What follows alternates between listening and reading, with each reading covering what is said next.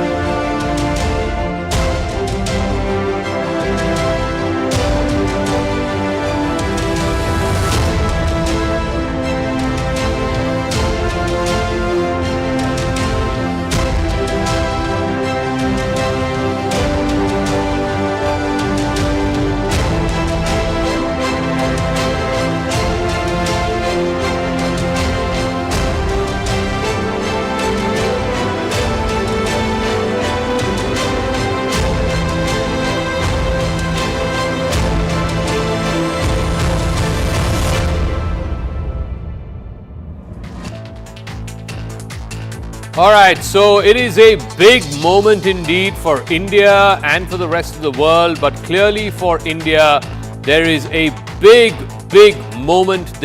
I want to go across to my colleague Abhishek Jha, who is joining us from the Bharat Mandapam, which is the venue of the G20 Summit over the next 2 days, Saturday and Sunday. But we're also getting pictures of Prime Minister Modi and President Biden at the bilateral that's happening at 7 LKM. I believe, Abhishek, this is one of the first times that the Prime Minister has hosted any visiting head of state or head of government at the 7 LKM. It's usually held either in Hyderabad House or other venues. Just walk us through specifically on the India-US partnership, the strategic partnership. We had the state visit back in June. What is it that both principals are trying to ascertain, and what will they assess as for the state of the relationship right now as the bilateral progresses? Zaka, in the last 9 years of Prime Minister Modi's tenure, we have seen 3 US presidents visiting India, from President Barack Obama to Donald Trump, and now President Biden. So that is first thing that tells how bipartisan support Indian government or India as a friend, as an ally is given in US political sphere. Second part is Prime Minister hosting President Biden for dinner probably at his 7 LKM house is a rare exception that Prime Minister has made this time, and that comes just after White House special invitation that was extended to Prime Minister Modi by the Biden family as a special chief guest at the dinner in White House. In the last 4 months, Prime Minister Modi and Biden have held 3 bilateral meetings. One was in Japan on the sidelines of Hiroshima G7 talks. Then they met in Washington DC, and now President Biden is arriving in Delhi for this mega gathering event. So the frequent meetings of the leaders and also the bipartisan support that we have seen has enabled India-US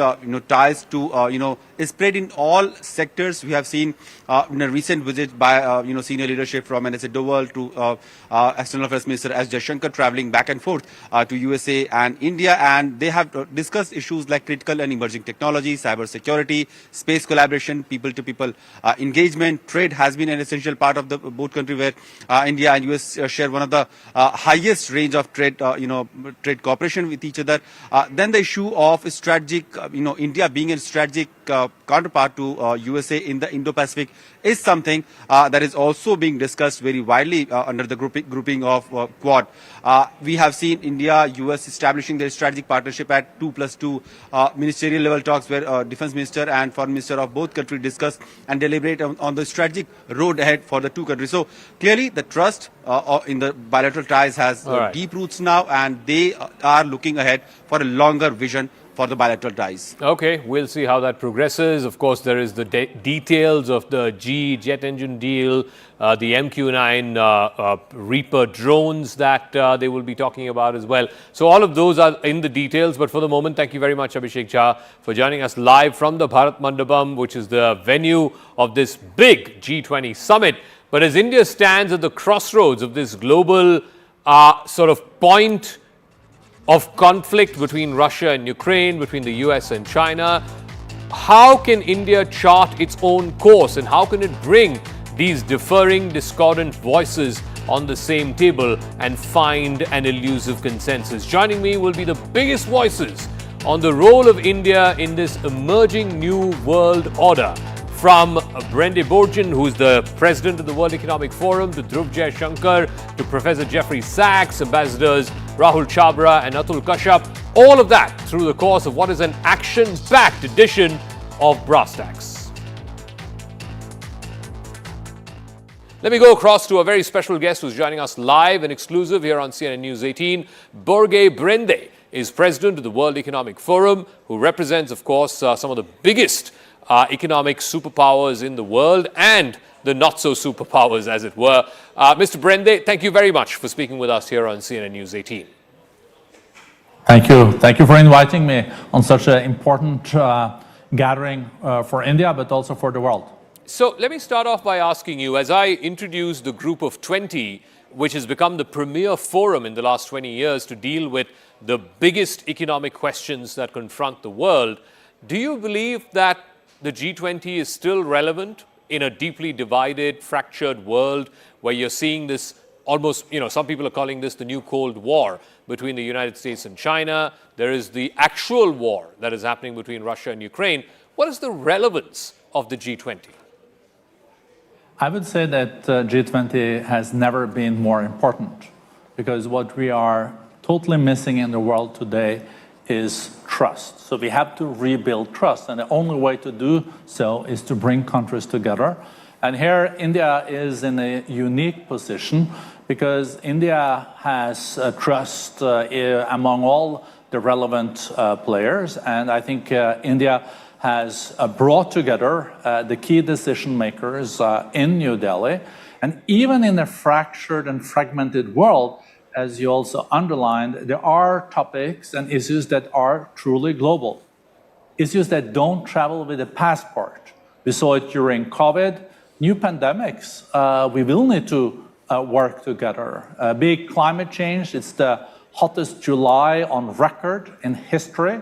We need now to walk the talk and find ways of dealing with energy security and access, but decouple this from growth in CO2 emissions moving forward. So G20 is very important. So you talked about energy security, and one of the things that's happened as a consequence, as a fallout of the Russia-Ukraine war, is that countries that are far removed from this conflict, India, the countries in the African Union, countries in Latin America, are dealing with the ripple effects caused by this war, whether it is food inflation, fuel inflation, fertilizer inflation.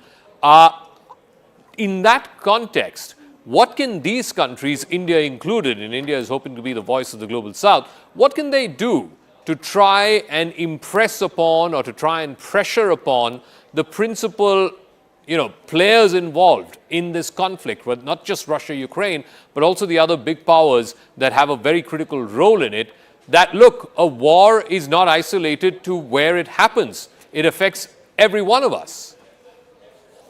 Indeed. And I think a good starting point, especially among the permanent members of the Security Council would be that we all stick to the UN Charter. The UN Charter is clear on its principles. But as you said, what we have seen as a result of the Ukraine war is not only big sufferings in Ukraine and also tripling of energy and electricity prices here in Europe, but we also have seen that it has impact on food prices.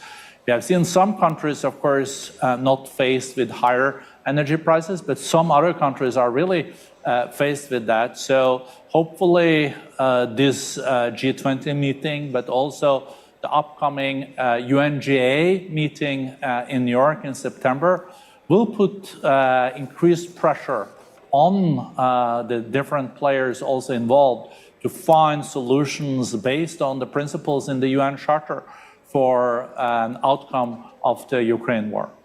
One of the criticisms against multilateral institutions like the G20, and I'm sure as the head of World Economic Forum, you face this as well, is that it's not representative of the world's south, the global south, as it were, countries in Africa, in Latin America, in the poorer parts of Asia.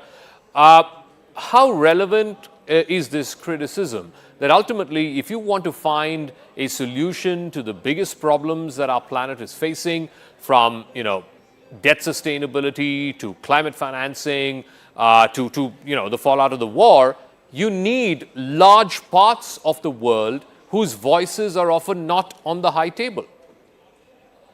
No, very important point, and I agree. I think Prime Minister Modi and India has taken important steps in this regard for this G20 meeting, though, including also important voices from the global south. India has also made the African Union a permanent member of the G20, something that was very timely and shows that the G20 is today just a picture of the 20 largest economies in the world today. But we know that many emerging economies and developing countries are moving very, very fast up the ladder. We expect India to be the third largest economy just in a few years. Maybe we're talking even months. We have US, China, and today we have Japan and Germany. I think that India very, very soon will be the third largest. We also see emerging powers like Indonesia, Nigeria, Brazil growing very fast. So we are in a situation where the world is between orders. We had one post-Cold War order. That one is definitely over. The new order, we don't know yet, but the new order also needs to then factor in that there are new countries that are very populous, that are also very economically growing fast, that need to be around the table when important decisions are taken. But we should not in this context then forget the United Nations and multilateralism. The UN is the only forum where all countries are there. Each of them are represented in the General Assembly. So that is, of course, the full reflection of the diversity of the world. I just want to press a little more on this multilateralism that you talked about. Since the end of the Cold War, for the last 30 years or so, multilateralism has been the defining feature. And you have various groupings, right? You had the Group of 20, you first had the G7, then you have BRICS and SCO, now you have the Quad. So a whole bunch of multilateral groupings. But in a world where I think over the next 10, 20 years, the defining feature is going to be this new Cold War or the great power competition between US and China. And of course, Russia is in China's corner. The US has its European partners in its corner. How relevant is multilateralism? I had Professor Mearsheimer on the show last night. He said multilateralism, if not dead, is pretty much on life support right now. I think multilateralism is more important than ever, but it is not functioning like we would like to, because in the world we're living, the most pressing challenges are global. And if you're going to deal with food crisis, energy crisis, future pandemics, indebtedness, reviving economic growth, these are not issues each country can deal with on its own. but you also rely very much on other countries. And you cannot decide over other countries, but to bring all these countries together and try to find commonalities and build trust is so important. 200 years ago, we were not that interconnected. But today, we are, for example, all feeling that the second largest economy in the world, China, is growing less. That has impact also on the global growth. Just 2-3 years ago, China was contributing with 37% of all global growth. So if that engine is now growing slower, then it has impact on all of us. We know also on trade issues that, of course, the fact that we have been trading with each other and also use the comparative advantages. If India is good at something, you export that, and then you import something that others are good at. This win-win thing has now been challenged. We're seeing much more friend-shoring, near-shoring, and de-risking. Some of it, I think, will stay, but it's important that we don't lose the baby with the bathwater, because trade has been the engine of growth during the last decades. And if there is no growth, there is no prosperity, and there is nothing to also resources then to distribute to those that are more vulnerable. And that's also the fact related to the Sustainable Development Goals, like eradicating all extreme poverty by 2030. We're lagging far behind. And a prerequisite for moving forward is more inclusive growth. We need to get growth back. Of course, India is in a very privileged situation, growing now 8%, maybe 9%, the fastest growing of the big economies of the world. No, but I want to press on that a little more, because you look at the global economic map right now, much of Europe is under recession, they are degrowing. The United States is flat. China, as you said, which was the engine of growth for the last 30 years or so, is really slowing down in a big way. Now you have these newer growth centers like India, Saudi Arabia, Nigeria. How do these countries, and assuming that they can sustain this growth for a reasonable period of time, how do they find themselves a place at the high table? So it's good news that these countries like India, Nigeria, Indonesia, Brazil is growing and substantially. That also has a very positive impact on the other economies that are growing more slowly. As I said, India is in a very special situation here now because due to the digitalization and also the digital IDs, is a very digital literate country. That could maybe inspire the others. When we look at the global growth, though, it's not that bad. It's 3% expected this year, and maybe the same next year. So we're not out of the woods, but there are also a fact that, for example, the US, we were even expecting we're going to be in a recession late this year, and doesn't seem like it's happening. Most European countries are still growing, with the exception of Germany, that might be now in the recession. But a final word, you look at this massive diplomatic high table that's convening here in Delhi, the 20 most powerful countries and their leaders are going to be here at a time when I think it's very clear you have the United States and its European partners on the one side, and you have Russia and China on the other. And maybe it's coincidental, but fact is that the leaders of both Russia and China are not going to be here for the G20. They're not going to participate, neither Vladimir Putin nor Xi Jinping. How or what may be a benchmark or a yardstick for you to assess the success or otherwise of the Delhi G20? What will it be judged on? How will history view the Delhi G20? I think there is a lot of enthusiasm around India's G20 presidency already. I think it has also been able to get agreements on a lot of important decisions. Let's see when the final declaration is out. When it comes to Russia and China, we should not forget that the premier of China is in New Delhi, and also Mr. Lavrov from Russia.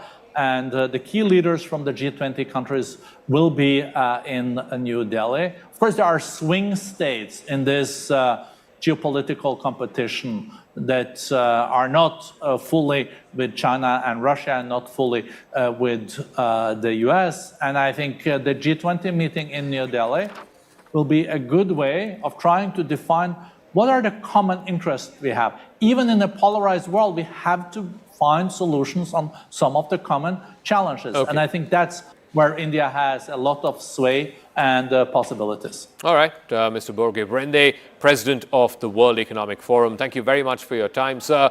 And we'll see how this plays out for India, for the Group of 20, and of course, in shaping the trajectory of global relations over the next decade or so. Are we going to see an intensification of this great power competition between the US and its allies and Russia and China on the other? Or can countries like India, which don't have a dog in this fight, will they be able to bridge the gap? Thank you very much, Mr. Brende, for speaking with us.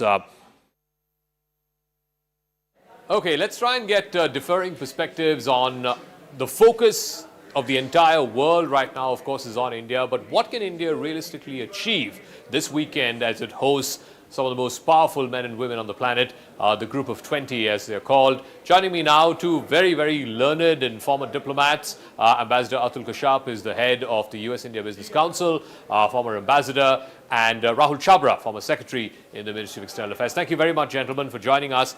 Let me start with you, Ambassador Kashyap.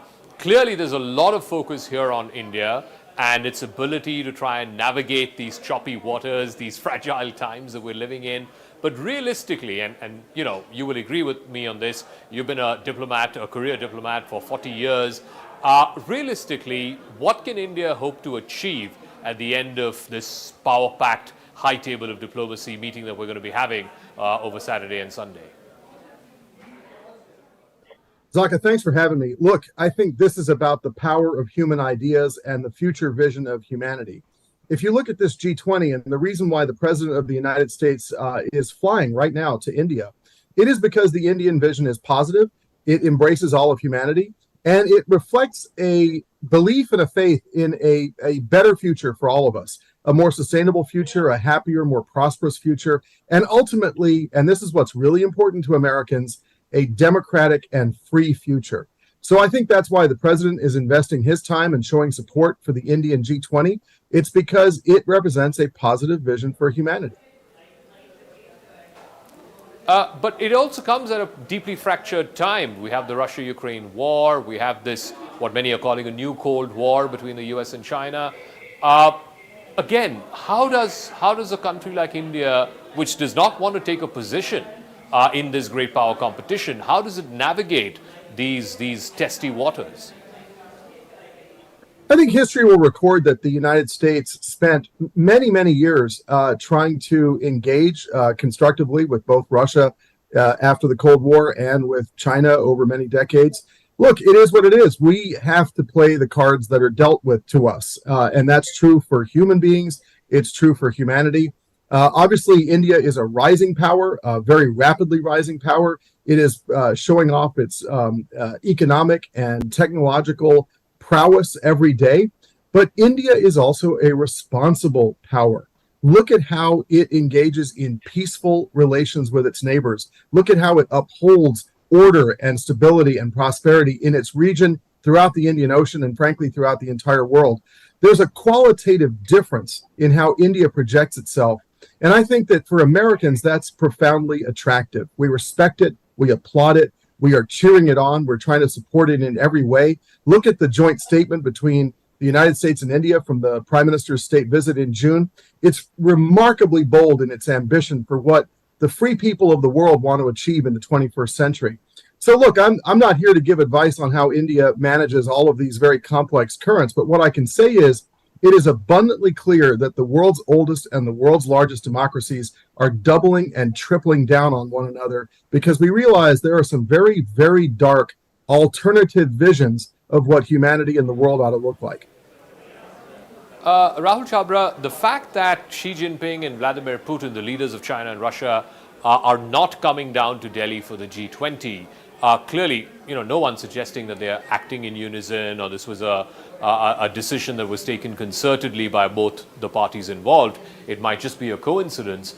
But how does a country like India read into that?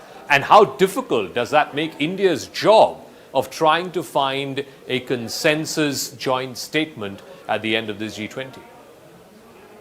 Good evening, Zaka. Thank you for having me on your show. As Ambassador Keshav was mentioning, I mean, India has sort of equities across the board. So the fact that these two leaders specifically have not come does not mean their delegations are there, represented at very high levels. So they've come with clear-cut instructions of the red lines which they should not be crossing. So they follow those, and these negotiations are done really at the Su-Sherpa and the Sherpa level. So the leaders don't really ever sit across the table and plot or put the commas and the full stops and make the changes. And if they need any guidance, they always go back to their leaders. But that's all done off the, it's not done face to face. So in that sense, they've all come with their instructions, so to speak, and they can always get further clarifications. So it's not exactly going to put whatever they've come with. I mean, if it's going to be difficult, it's going to be difficult, whether they were here or not here. So just want to make that part clear. The other thing is that, of course, the President Xi and President Putin will miss out on the bilaterals, very important bilaterals, like even President Biden was hoping to meet President Xi, and with maybe Prime Minister Modi and all the bilaterals, other bilaterals that were taking place. Also, more importantly, is actually sort of the camaraderie, the sort of pull asides, the unstructured meetings that go on during the course of a day and a half, 2 days. After all, you're literally there cloistered in a room for so long. So there's a certain bonhomie, certain sort of, a smile or a handshake. And all this helps to build up, because as world leaders, you don't always get these occasions. So if there is a crisis and you need to pick up the phone, you've already sort of established some sort of a rapport with the person on the other side. So that part will be missed sorely by their not being present. Of course, the Chinese President Xi Jinping is probably sending a signal. I think people are reading those signals, what he wants to convey. President Putin has stayed away for his own different reasons. He called up Prime Minister Modi and explained why he didn't. So there are those aspects to it also, of course, by the State Bank. Ambassador Keshav, I think Secretary Chabra is right that clearly Xi Jinping is sending a signal by not coming to Delhi. Clearly, he's not missing this for any health reason or any other reason because of which he's indisposed. He's also sending out a signal perhaps to the United States. When President Biden was asked about this earlier this week, he said he's disappointed that Xi Jinping is not making that flight to Delhi. Given the fact that over the last year or so, since the Bali G20 a year ago, there's been a sort of array of secretaries of the US who've sort of made their way to Beijing, from Secretary Blinken to Secretary Yellen. You've even had just, I think in the last week or so, Secretary Raimondo there. The fact that Xi Jinping is choosing to stay away from this elite global high table where the powerful and mighty are meeting, is that also a signal to the US? Well, Zaka, I think Ambassador Chabra is exactly right, that one of the benefits of these large gatherings is that leaders can see each other. They can have informal conversations. I was the U.S. representative to APEC, and in that meeting room where all of the leaders converge, there's a lot of informal offline discussions and the ability to talk about things that perhaps aren't in the structured dialogue. So going back to your question, I think that the engagement by the United States over the past year denotes confidence. Not only our confidence in our willingness to reach across and have difficult conversations with countries with whom we have difficulties, but also our confidence, frankly, in the rise of India and how much engagement we've had with India in the past year, which is nothing short of remarkable. And it's been reciprocated in the case of India with many visits by senior officials, including the Prime Minister, to the United States. So for me, showing up denotes confidence. And I think America and India have every right to be confident because our systems are strong, our economies are growing. We believe in a peaceful, prosperous, democratic, free vision of humanity. And so that's why the U.S. and India will certainly be in the room at the G20. Ambassador Chabra, are you seeing, I had Professor Meir Shaimer last night on the show, and he said multilateralism is as good as if not dead, but clearly on life support. If multilateralism, as we have known it since the end of the Cold War, since the 1990s, is under a tremendous amount of stress, are you going to see now, over the next, let's say, 10 years or so, those institutions where Russia and China are deeply invested in, SCO and BRICS and some of the other multilateral fora, they're going to pay their attention and all their energies are going to be focused on those institutions, and the institutions which are seemingly led by the US and its partners, they are not necessarily going to be gung-ho about, including, sometimes their leaders might decide to give it a skip.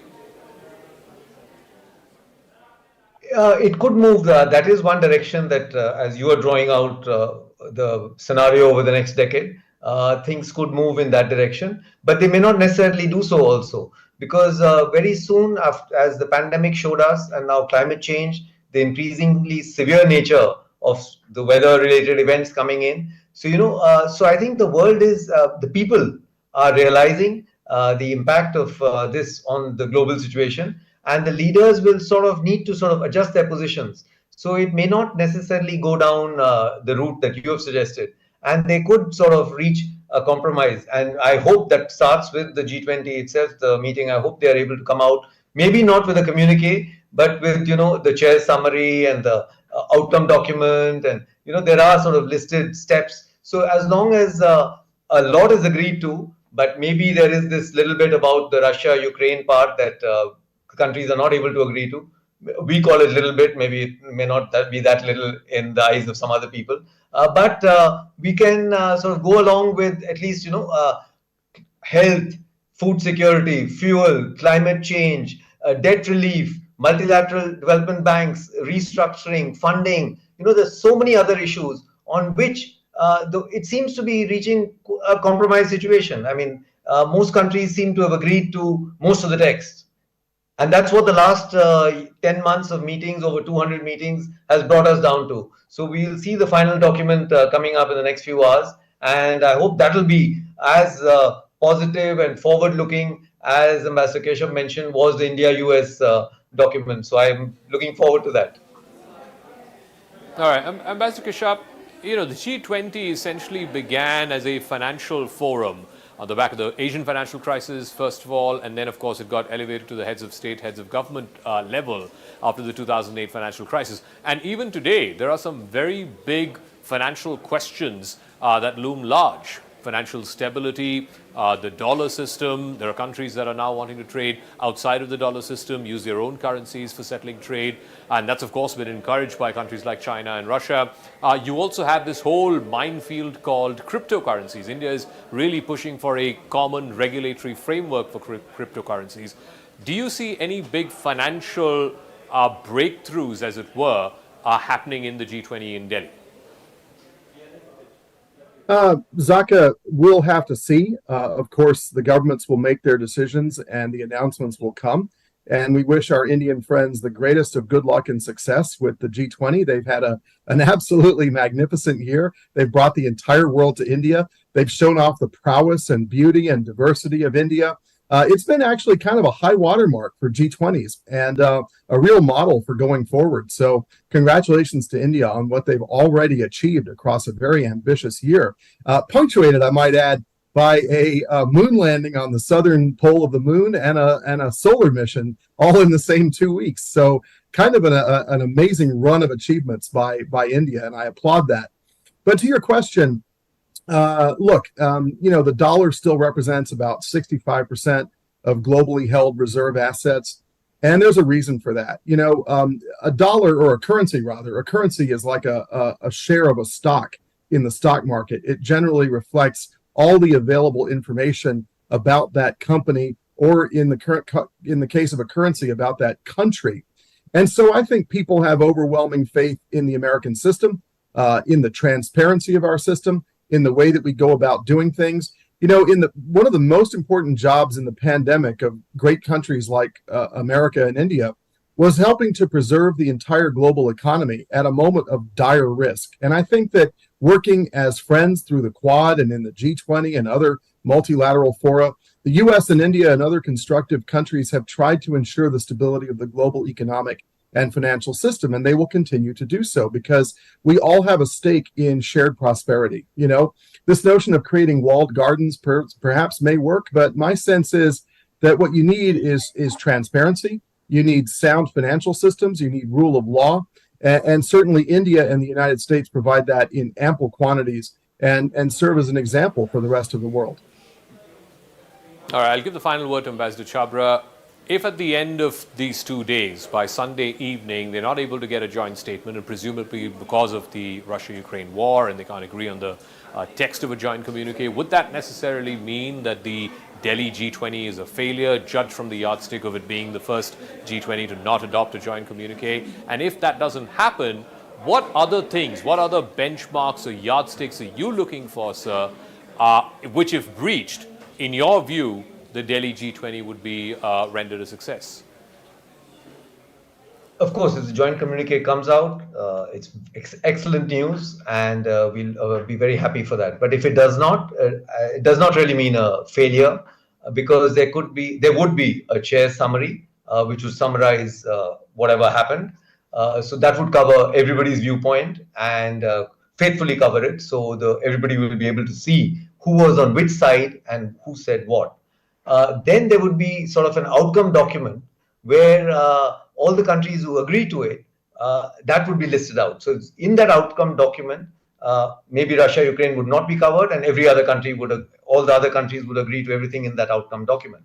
But even there, if there are a country or two that does not want to sign on to that outcome document, they would be probably therefore left out, that they did not agree to it, or there'd be a footnote added to it. So there would be a document coming out. So if that document comes out and maybe 19 out of 20 or 18 out of 20 agree to everything in that outcome document, that itself is a big achievement. But we would hope that with Russia, Ukraine being left out, all the other issues that I mentioned, starting with even, in fact, which I did not mention, the digital public infrastructure that India is so proudly proud of and is now coming into play, because that will help countries leapfrog. The physical infrastructure is different, and now the digital public infrastructure. And then, of course, the health, the food security, the millets, all this lifestyle for environment, the life, all these initiatives as they come in, I think it'll be a great success of the summit.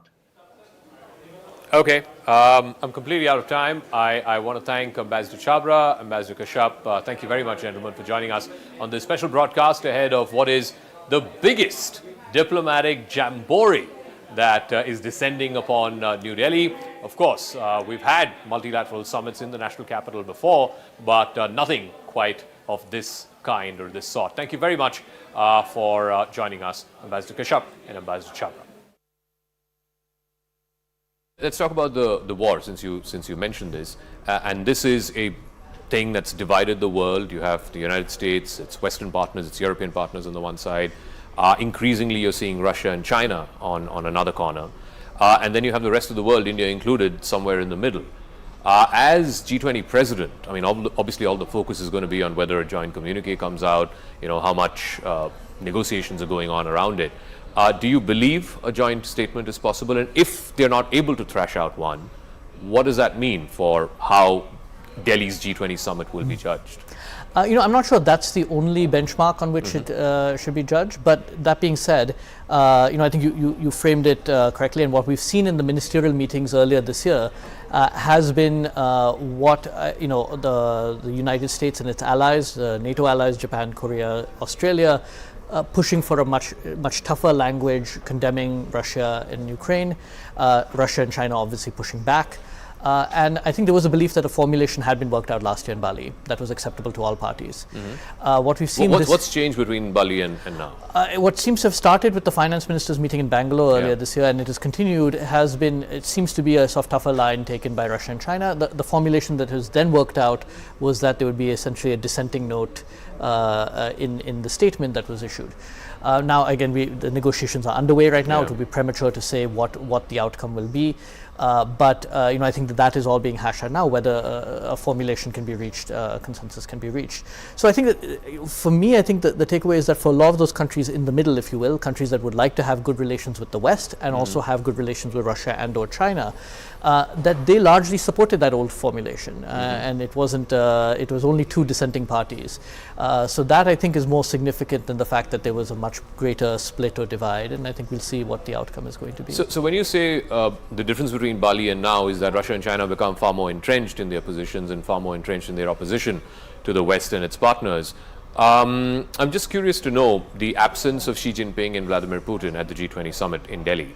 How much of a dampener is that? Well, dampener for whom, right? For India? No, I mean, okay. India's invited the parties. Both China and Russia will be represented here, although not at the senior most levels. Invitations did go out. So I don't think it actually impinges very much on, it says less about India, it says more about Russia and China. Okay. In Russia's case, I think that it was more expected, I think, for some time, just given the complexities, but not respect to India, but its differences with the West. And this would be, had President Putin decided to come, it would be the first time he'd be in the same room as many of these other world leaders who have been, with whom he's been at loggerheads. Xi was, I think, a slightly different case, and we don't know exactly the thinking behind it, but it is significant that he's not here. But in this sort of, many people are calling this the new Cold War, emerging great power competition, and so on and so forth. Where do countries like India find space? I mean, India is trying to sort of carve out a space as the voice of the global South. You think that is where India will find itself in? I get variations on that question a lot in the US and in Europe and other places. And I think it's quite clear that when you explain to people how the world, people have a tough time putting themselves in other people's shoes. And when you explain where India is coming from, I think people largely understand it. They understand that how India sees the world.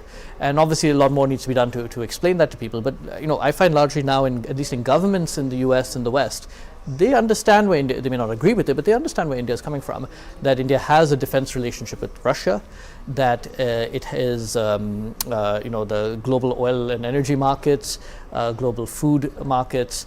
There is an obligation to the people of India, and also India is not alone in this, that in the global South these are legitimate concerns, and I think in fact what we see and hear this week from many of those Western countries is exactly that acknowledgement of those concerns, that yes, there is a war going on, but they are ultimately, leaders of these countries are responsible to first and foremost to their own people. Now, again, with that being said, I think we are also seeing in some ways India deepening its ties with perhaps with the exception of China, with many of these other countries. There have been attempts at widening India-Russia trade, with mixed success. India and Europe are engaged, the EU are engaged in a trade and technology council.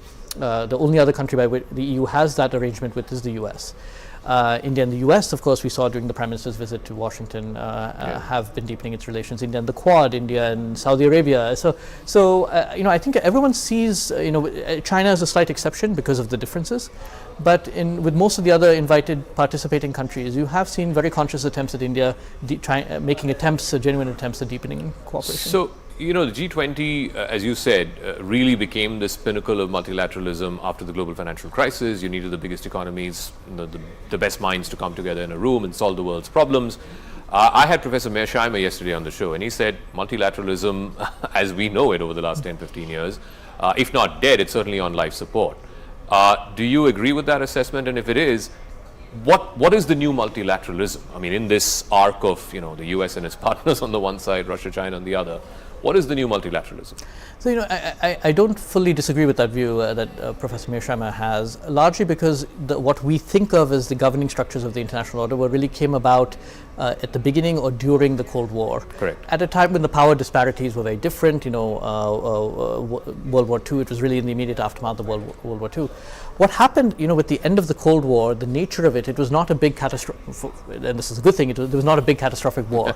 There wasn't a chance to hit refresh on the international order. And that's where we saw this gap emerge, which is in a post-Cold War world, you still had these archaic institutions in place that no longer reflect affected, even forget about India for a second, but even Germany and Japan, Yeah. which were large economies, were not adequately represented at bodies like the UN Security Council. So I think that is where some of this disparity has come about. And now in this emerging world, which is in fact quite competitive and increasingly competitive, as you mentioned, we're now seeing a number of attempted formulations in an attempt at shaping that international order. And the outcome is yet to be determined. The G20 still makes sense because, again, you need one venue for all the world's major economies to convene. But we're starting to see this with BRICS and Chinese attempts at particularly the institutions in which it has invested, trying to expand them as much as possible. The US is trying to put new life into some of the old institutions while creating new ones. But we're already seeing, India part of new configurations as well. Whether it's the Quad on one hand, I2U2 and to the West, on issue specific, artificial intelligence. There are now new bodies being created. We may see some announcements in the next few days on new international institutions. So that I think, there is a very pessimistic view, and it is a much more competitive world, but there's still issues on which there is, a degree of cooperation, whether climate change, food security, stabilizing financial markets, and a lot of that is taking place beneath that level of competition. So do you see multilateralism itself moving in a direction where, like you said, the groupings that China is invested in and it's promoting, BRICS and SCO and so on, it'll have active role and participation there, but some of the other groupings it may not be interested in as much. So you're going to see two sets of multilateralism. That's I think there's a realization to some degree, and there are concerns about that.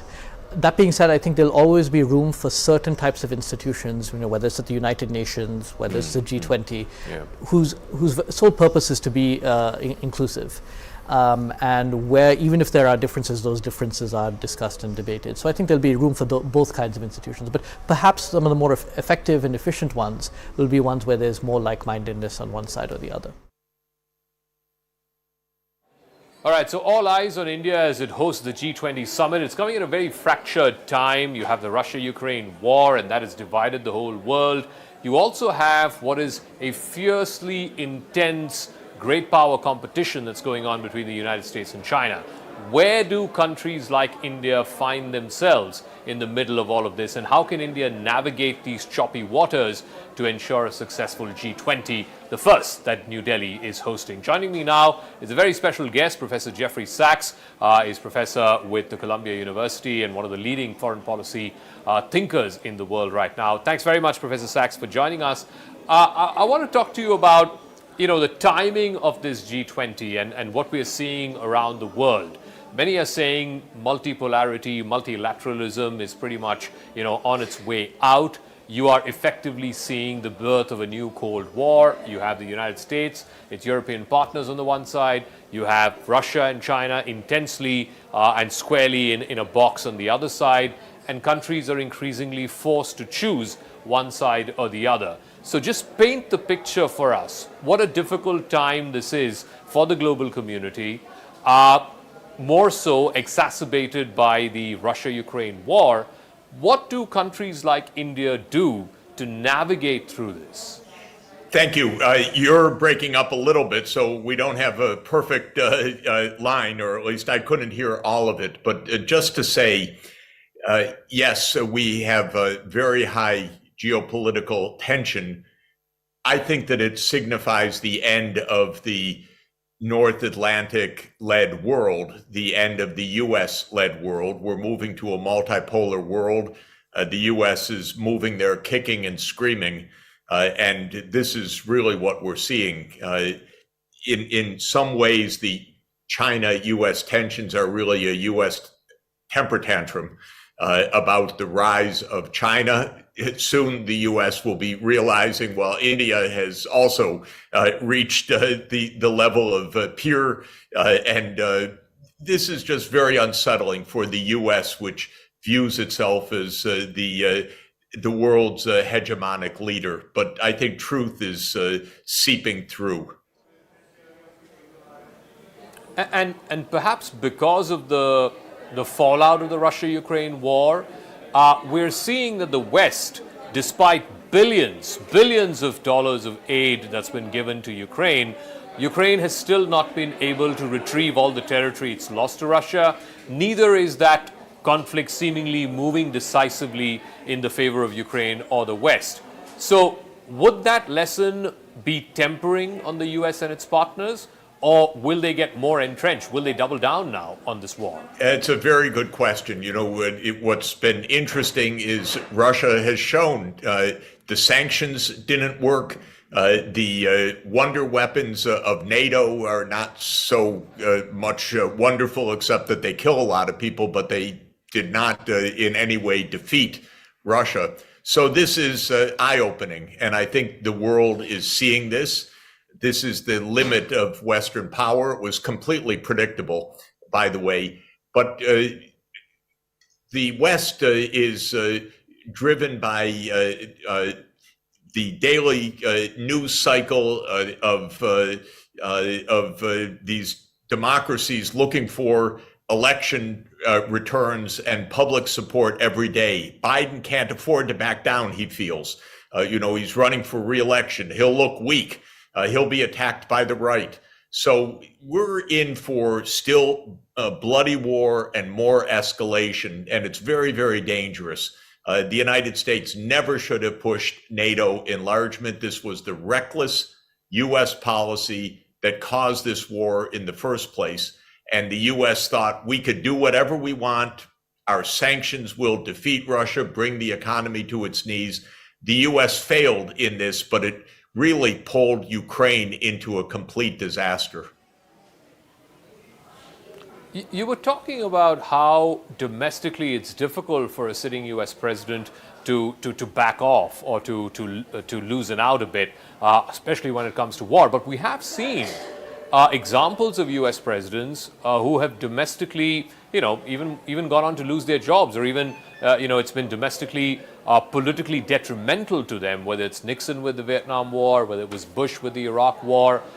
Why would a sitting U.S. president who's up for re-election next year double down on a war that looks increasingly difficult to win?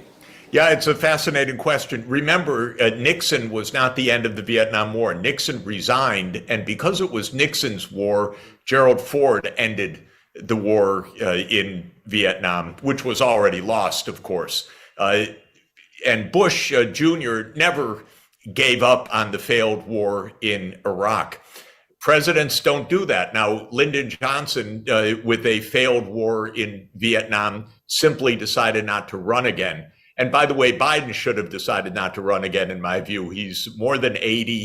He clearly is past his prime, let's say. And the American people don't want him to run again just because of age. But God, there's an addiction to this, it seems. And so he is running again.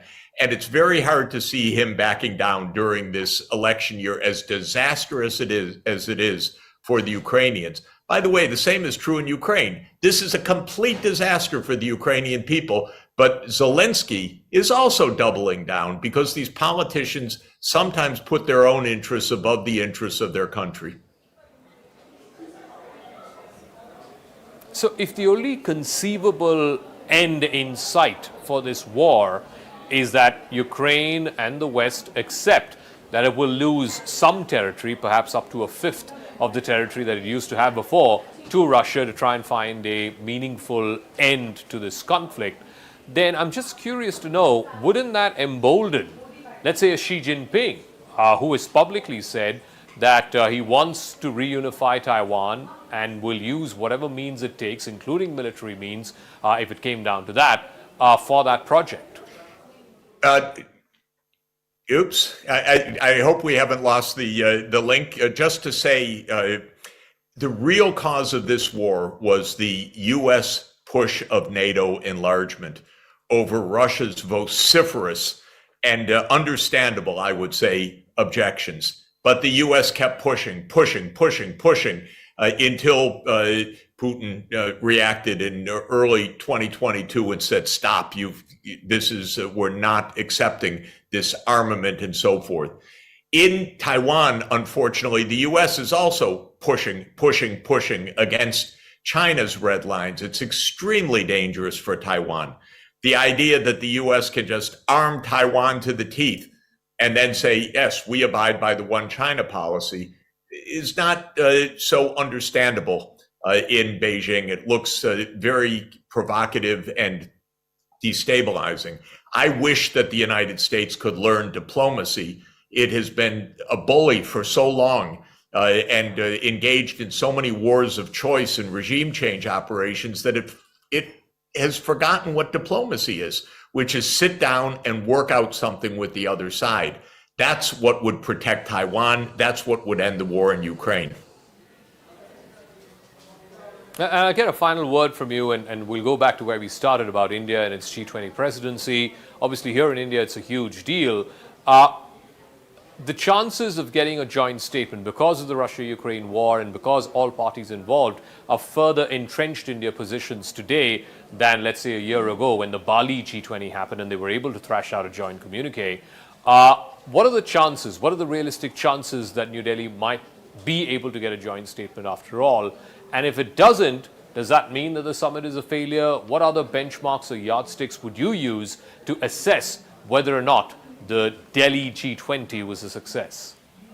Well, first, let's see if some practical steps come out of the summit. I'm hoping, we hear reports, I'm hoping it's true that the African Union will be invited as a permanent member. That would be a huge plus and a huge success for India's diplomacy. So this is what I'm hoping, because the India-Africa relations would be wonderful for decades to come, and I'm hoping that this breakthrough will occur. Maybe we'll hear something constructive on the economic development and climate finance side. If there is going to be a declaration, it all depends on the U.S. Is the U.S. so bullheaded that it says we insist on bashing Russia in this declaration, otherwise we don't have it? Or does the U.S. say we want India to have a success, and so we back off this insistence? Because the Indian position, which is the right one, is don't break a summit over these geopolitical issues. This summit is about development. This summit is about finance. This summit is about the world economy. This summit is actually about cooperation. So let's find the places we can cooperate. And so a final declaration depends on the U.S. Does the U.S. want to prove its point? We stood up, or does the U.S. actually want to cooperate with the rest of the world? So we'll see. I'm hoping cooperation prevails and that we have a joint declaration. But I would say India's leadership during the year has already been a success, and I'm very much hoping we'll see some concrete actions like African Union membership in the G20 going forward, because that would be a historic breakthrough. All right, Professor Jeffrey Sachs, it's always a pleasure speaking with you. Thank you very much for joining us on this special broadcast. Great to be with you. Thank you.